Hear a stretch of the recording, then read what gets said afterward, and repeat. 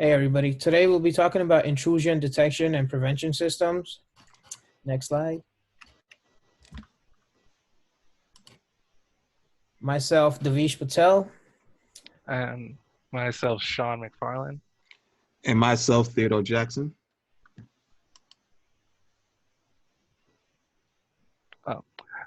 So intrusion detection systems are used to maintain and protect networks as a whole. Different programs such as Snort have been developed in order to help in the protection of the users overall.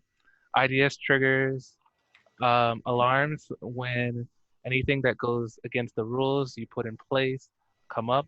Some features are network sniffing, attack prevention and detection. Overall, our goal for the project is to attempt a man-in-the-middle attack and SYN flood and defend against them. We'll be going over the negatives of IDPS as a whole. We'll also dive into Snort and different rules that you can write. I'll pass this off to Theodore so you can explain the background. Next. Intrusion detection systems began around 1972. There was a paper published by James P. Anderson where it talks about, how they audit the trails and access logs using intrusion detection prevention systems. Around the 2000s, they became more popular as the need for them increased as well. So as we see, firewalls process traffic quickly as they have no deep packet inspection, meaning they have no visibility into the content and context. So the development of an intrusion detection and prevention system picked up where the firewall left off. And so that's why the need for one was created. So intrusion detection and prevention systems are very important. They're very useful because as time goes on, more people are getting involved with computers and internet. And this just opens a lot more loopholes for attackers. So IDPS systems are very, very useful because they provide real-time information. They detect and mitigate threats if you know how to work the system.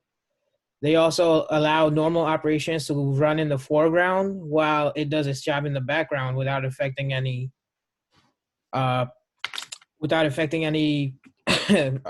anything in the environment. And Snort is a program which we're going to be using today to develop our IDPS system. And some issues with it is that it lets bad packets through that have been created by bugs, and it corrupted DNS data gets through, constant updates for malicious data. Encrypted packets are not always processed. Next slide. So one of the rules we wrote was on Viber. Our goal was to detect any traffic through the Viber website.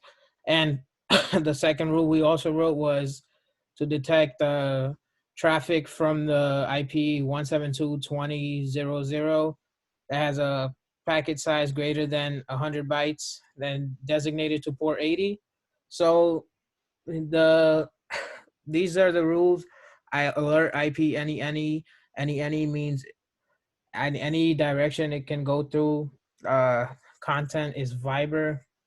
Anything that Viber is as where Viber's pulled up, it'll show no case, meaning it doesn't matter if it's capitalized or not. They will provide that Viber access message in the Snort system. And the third one that says alert UDP any HomeNet, those are the ports that the Viber program uses itself. Since it's a UDP program, it uses 7985, 5243, 5242, 4244. And if the program itself is being used, this message will be shown Viber being used. And the next two were just alerts that will show that from IP address 172.20.0.0, if it's sending anything with a packet size over 100 bytes, it's going to show us that message. HomeNet destination is HomeNet 80. It's going to show the alert. Next slide. These are the results we got. So once we access the Viber, we see on the left side, it says Viber being accessed a couple times. So our rule was working in this snort. Right. Okay. I was assigned to create a string to say to actually find any string that had the word hello in it. We can see the results of that alert that was created in the picture. We also see I was assigned to create an alert that showed anybody that was trying to access Facebook.com, and that alert is also the results of that is shown in the slide as well.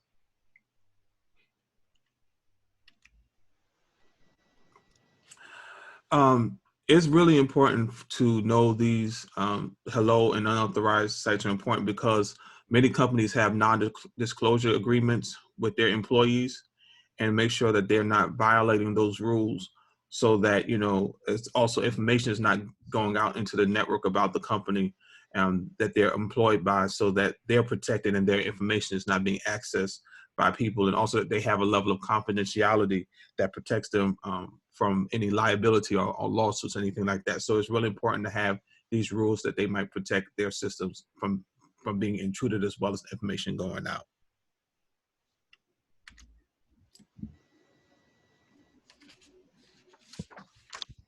So one of the attacks we had to perform was a SYN flood attack and record it in the logs and block the traffic.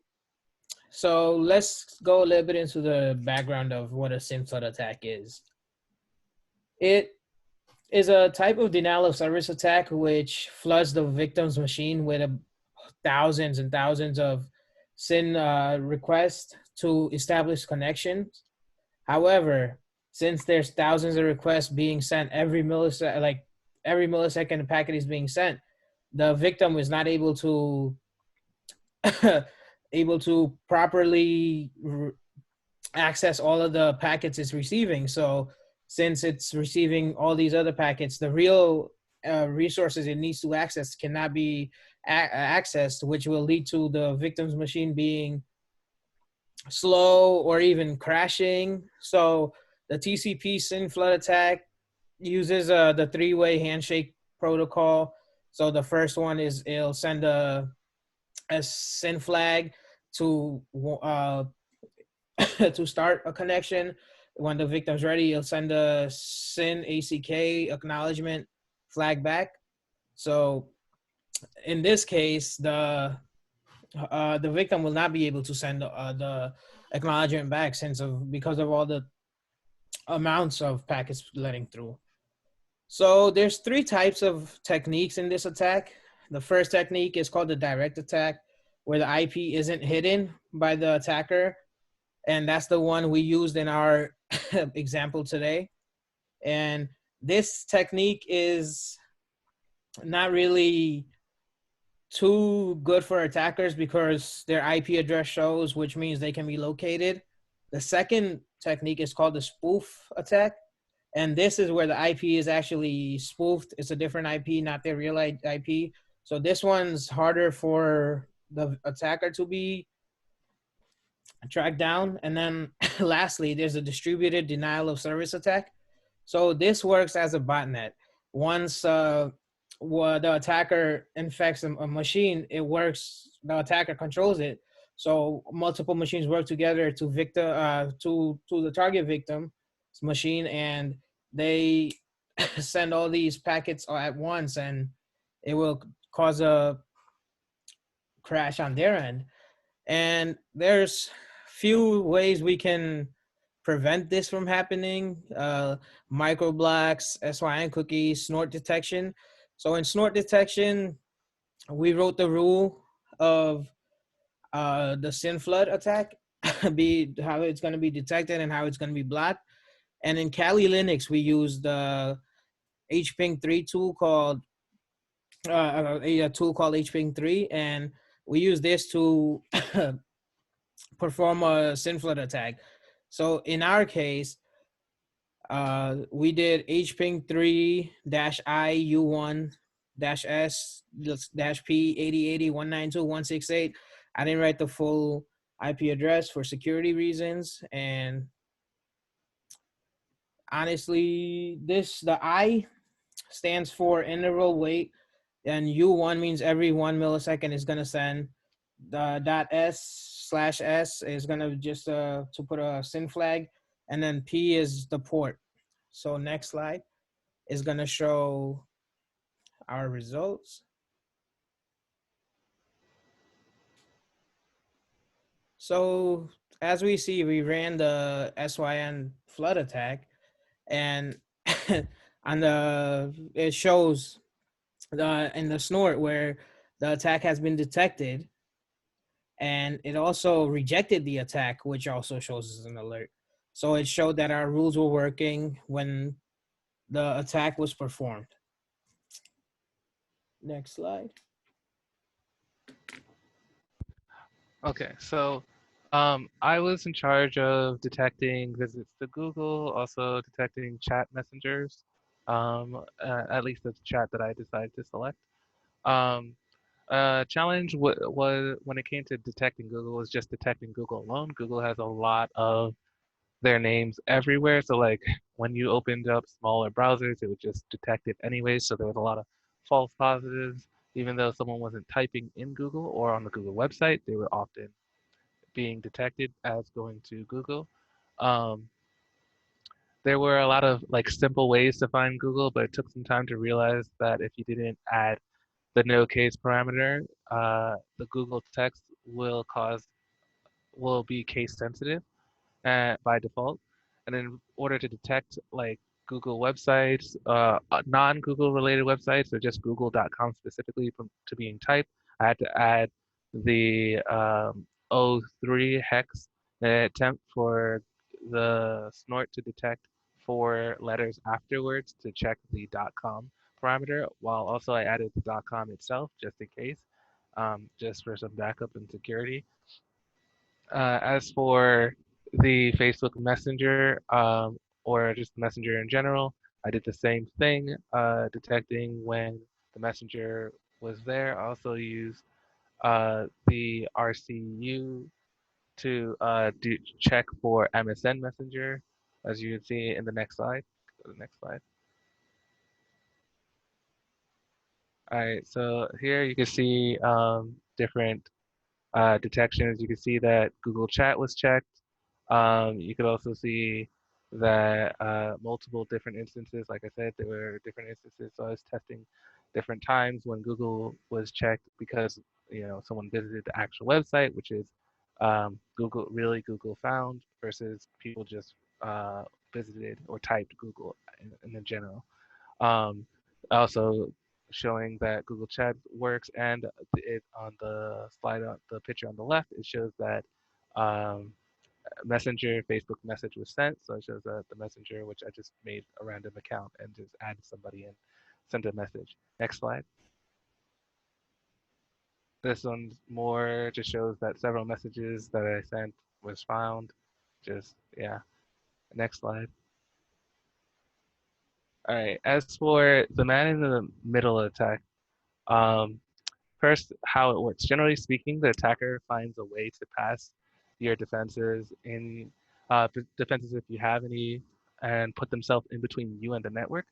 This allows them to change data, also see whatever you're doing. The things, the things that they can attack and change can vary. They can simply just play tricks. Some people have been known to make political statements if they can get onto your network.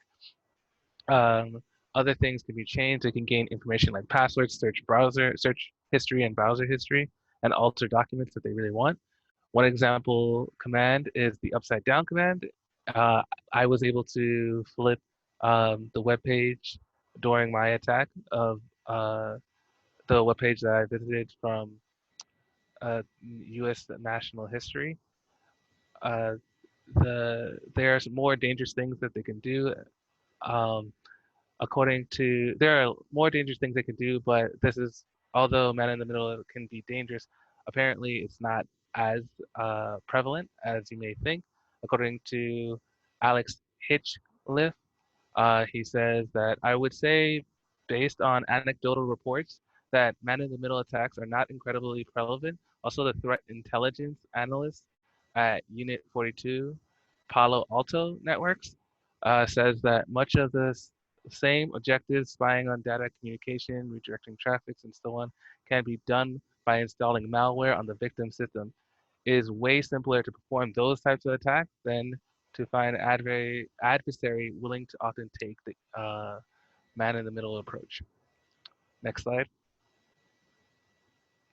Um, so yeah, these are some of the attacks going through. On the left is me running the man-in-the-middle. On the right is the snort, filtering it and stopping any attempts that are coming through.